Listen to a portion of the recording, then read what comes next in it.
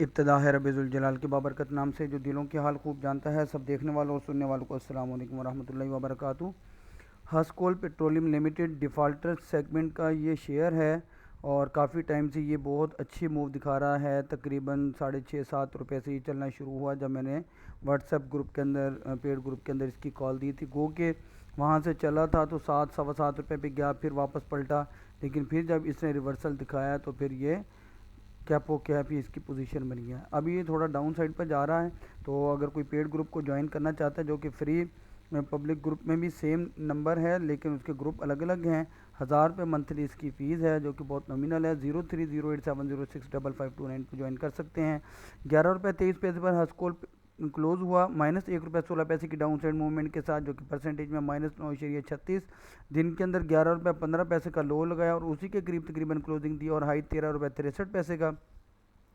साल का लो 5 रुपये 20 पैसे और हाई 13 रुपये 63 पैसे का, जो कि इसने माजी करीब में लगाया। वॉल्यूम की बात करें तो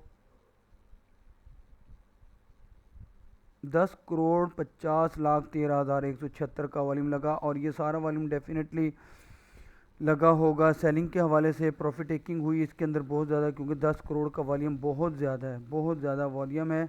और इन्होंने अनयूजुअल प्राइस मूवमेंट के हवाले से भी स्टॉक एक्सचेंज को नोटिफाई किया। तो इसकी अब डिटेल्स को देख लेते हैं हम लोग। इसकी पीई रेशो शो नहीं हो रही, जबकि सेक्टर की पीई रेशो 37.13 है। ये अपने पिवट पॉइंट को सस्टेन नहीं कर पाया, जो कि 12 रुपये था और 11 रुपये 23 पैसे पे क्लोजिंग दी। पहली सपोर्ट अब इसकी 10 रुपये 37 पैसे की और दूसरी 9 रुपये 52 पैसे की है। पहली रेजिस्टेंस 12 रुपये 85 पैसे की और पहली दूसरी 14 रुपये 48 पैसे की है। टेक्निकल इंडिकेटर्स की बात करें तो ये अभी भी RSI इसको ओवरबॉट बता रहा है, स्टॉकेस्टिक न्यूट्रल है, जबकि मैकडी इसको बुलिश बता रहा है।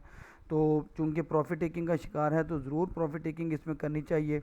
अब अगर इसके हम चार्ट्स को देख लें, ये मैंने आवरली के टाइम फ्रेम पर रखा है क्योंकि ये कैपो कैप हो रहा था, तो इस वजह से डेली के टाइम फ्रेम पर भी इसमें लेवल्स बताना बड़ा मुश्किल था मेरे लिए। तो आप लोगों की सहूलत के लिए मैंने इसको आवरली के टाइम फ्रेम पर सिलेक्ट किया है और ये सारी इसकी सपोर्ट और रेजिस्टेंस मंथली की बेसिस पर हैं। अब टेक्निकल इंडिकेटर्स की बात करें, हम देख सकते हैं कि येलो लाइन ने अपना मुंह राइट साइड पर स्ट्रेट कर दिया है। रेड अभी जैसे यहाँ से कट लगा के राइट साइड पर स्ट्रेट होने की कोशिश कर रहा है और ब्लू की भी सेम पोजीशन है।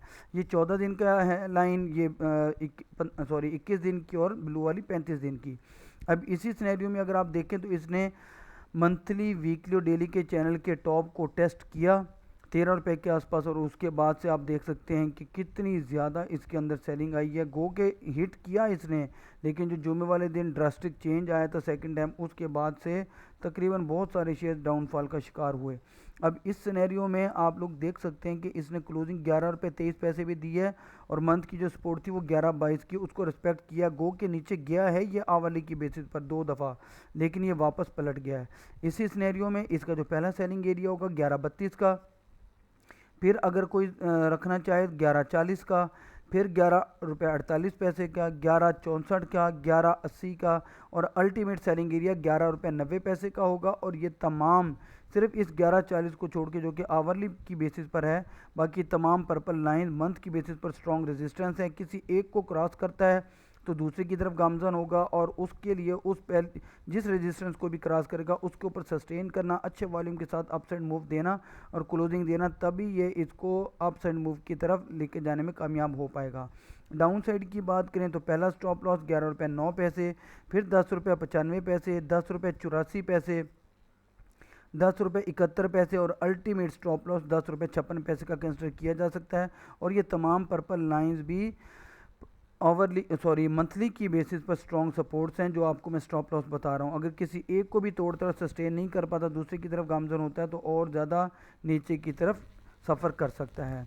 दूसरा शेयर है जी हाईटेक लुब्रिकेंट, जो कि क्लोज हुआ 42 रुपये 29 पैसे पर, -1 रुपये 76 पैसे की डाउन साइड मूवमेंट के साथ, जो कि परसेंटेज में है तकरीबन -3.99 4% ही तकरीबन बनता है। दिन का लो लगाया इसने 39 रुपये 65 पैसे का और हाई 65 रुपये 94 पैसे का। साल का लो 22 रुपये और हाई 49 रुपये 40 पैसे का है। वॉल्यूम की बात करें तो 32,61,265 का वॉल्यूम जनरेट हुआ। इन्होंने एक कारपोरेट ब्रीफिंग सेशन अनाउंस किया जुमे वाले दिन।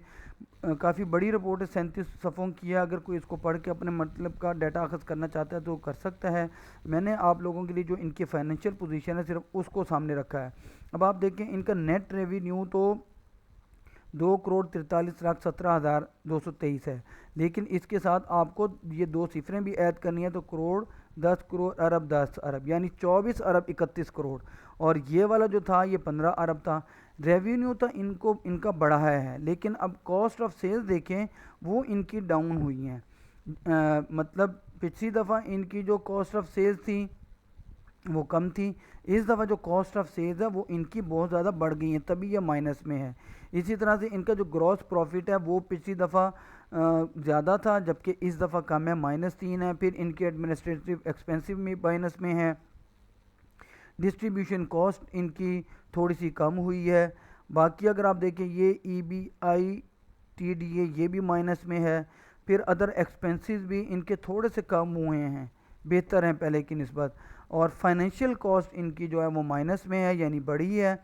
तो इस हिसाब से अगर आप देखें, सिर्फ इस फिगर को आप देख लें, पिछली दफ़ा इनका 2,46,982 था, उसके साथ सिफर ऐड करें तो 10 लाख करोड़ 10 करोड़, ठीक है।